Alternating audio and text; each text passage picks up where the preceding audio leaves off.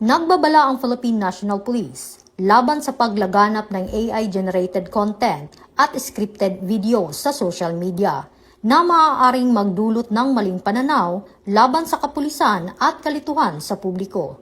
Ayon sa PNP, dumarami ang mga content na gumagamit ng artificial intelligence, digital at manipulation, at iba pang editing tools upang lumikha ng mga peking eksena na nagpapakita ng mga umano'y insidente ng pang-aabuso, katiwalian at iba pang irregularidad na iniuugnay sa mga pulis.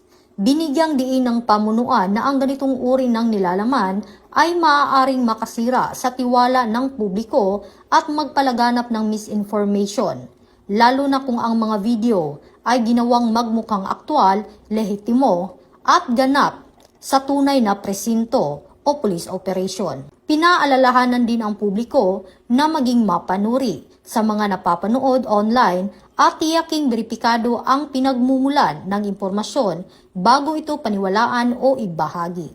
Kasabay nito, pinayuhan ang mga content creator na gamitin ang teknolohiya ng mga pananagutan at iwasan ang paglikha o pagpapakalat ng mga mapanlinlang na material na maaaring makasama sa publiko at sa mga institusyon. Hinihikayat naman ang mga mamamayan na agad i-report sa kinauukulan ang mga kahinahinalang video o post na posibleng bahagi ng misinformation o digital manipulation. Paalala ng PNP, ang teknolohiya ay dapat gamitin para sa tama at responsable nitong layunin, hindi para sa panlilinlang at pagpapakalat ng maling impormasyon.